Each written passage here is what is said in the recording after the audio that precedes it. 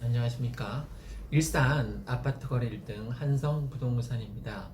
오늘은 창릉 3기 신도시 토지 보상금임 협상이 제대로 진척이 되지 않고 있다라는 얘기에 대해서 전달해 드리려고 합니다.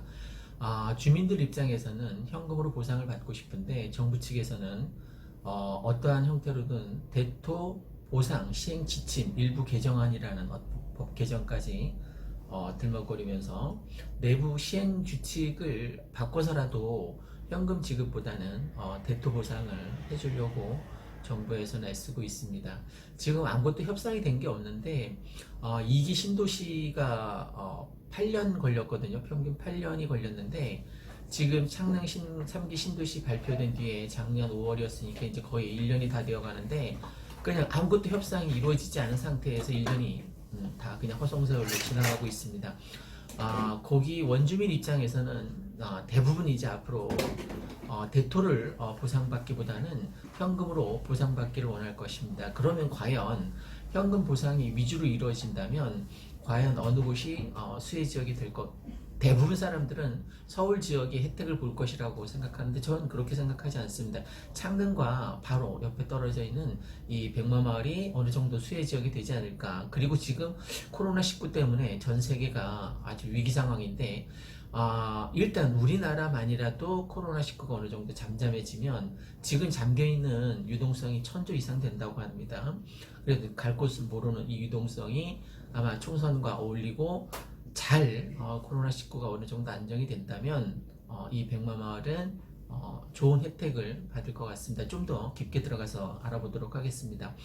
정부 LH가 한국토지주택공사입니다. 3기 신도시 개발에 속도를 내고 있는 가운데 이 토지 보상 문제가 원주민하고 원활하게 잘 타협이 되지 않는 얘기입니다.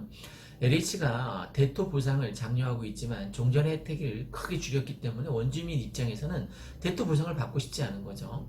작년 11월 LH는 대토 보상 시행 지침 일부 개정안이라는 내부 시행 규칙을 통해서 대토 보상금의 토지 보상 공급 가격을 혜택을 축소했습니다. 엄청.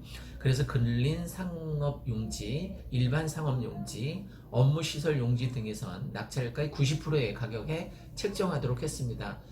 대토용 그 토지는 일부 택지지구 상업용지인데 감정가를 정해놓고 입찰하는 방식으로 진행이 됩니다. 낙찰가는 통상 감정가의 200 내지 300% 선에서 정해지는데 예컨대 100억 원대의 어떤 상당한 땅을 갖고 있는 주민이 300억 원에 낙찰된 근린 상업용지를 대토용으로 원한다면 170억 원을 내야 합니다. 매입 금액이 270, 즉 300억 원 곱하기 90%이죠. 여기에 원래 소유했던 땅값이 100억 원을 제한 금액입니다. 종전에는 대토용 토지 낙찰가의 감정가의 최대 120%에서 가격이 책정되었습니다. 대토용 토지 감정 가격이 150억 원이고 낙찰 가격은 300억 원이라면 실제 가격은 180억 원에 불과한 거죠. 그러니까 150억 곱하기 120%에 해당되는 금액입니다. 개정안에 따르면 종전과 같은 120%의 기준은 근린 생활 시설 용지, 준 주거 용지에만 해당됩니다. 대토 보상 기준이 바뀌어서 이제는 원주민이 기준 가격의 두세 배는 치러야 한다면서 현 제도대로라면 토지 주인들이 대토 보상이 아니라 현금 보상을 훨씬 더 선호할 것이라고 내다봤습니다. LH 관계자는 이에 대해서 상업용 토지에 몰리는 수요를 분산하고 토지 수요자들이 정당한 보상을 받을 수 있도록 일반 분양 기준에 따라서 대토 보상을 시행하는 차원이라고 얘기했습니다. 대토 보상을 통한 대출도 금지됐습니다. 원칙적으로 기존에도 대토 보상권을 통한 직접 대출은 불가했지만 대토 보상권을 신탁회사에 맡기는 우회로를 통해서 대출이 그동안은 가능했습니다. 하지만 지난 4일 국회가 공익사업을 위한 토지 등의 취득 및 보상에 관한 법률 개정안을 국회에 통과시키면서 토지 주인과 신탁사가 대토 보상권을 신탁 계약하는 방식을 완전 금지했습니다. 그러니까 토지주들이 현금 보상으로 돌아서면서 수도권의 집값 불소시가 될 수도 있을 거라고 우려하는 사람도 있고 또 2기 신도시 토지 보상금이 풀렸을 때도 하락 전환했던 수도권 집값이 오름세를 탔습니다. KB부동산 리본에 따르면 수도권 아파트의 연간 상승률은 2004년 마이너스 2.66%를 기록했습니다.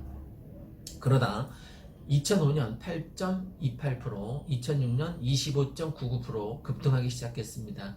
당시 정부는 판교 신도시 등 2기 신도시 조성 토지 보상금, 그러니까 2004년에 16조 2천억 원, 2005년에 17조 3천억 원을 쏟아부었습니다.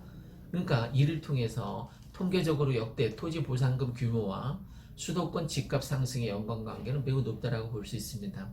3기 신도시에서 대토 보상금보다 현금 보상 금액이 높아진다면 수도권의 집값이 다시 뛸 것이라는 전문가도 있지만, 제 생각에는 수도권보다는 아무래도 이 일산 같은 덕양구 지역이니까 일산 동구, 특히 서구보다는 일산 동구 지역이 더 많은 영향을 미칠 수 있을 것이라고 생각됩니다.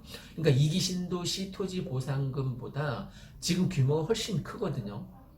창릉 신도시만 해도 수조 원이 될 텐데, 그 수조 원이 과연 대토를 거부하고 현금 보상을 원하게 된다면 그 현금을 받게 된 토지 주인들이 과연 그 부동산에 어느 정도 쏠리지 않을까 싶습니다. 이상 1등 일산 아파트 거래 1등 한성부동산이었습니다. 혹시 투자를 생각하고 계신다면 전화 주십시오. 감사합니다.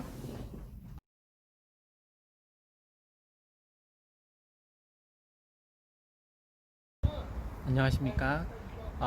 멤버십에 가입해 주시는 여러분에게 진심으로 감사드립니다.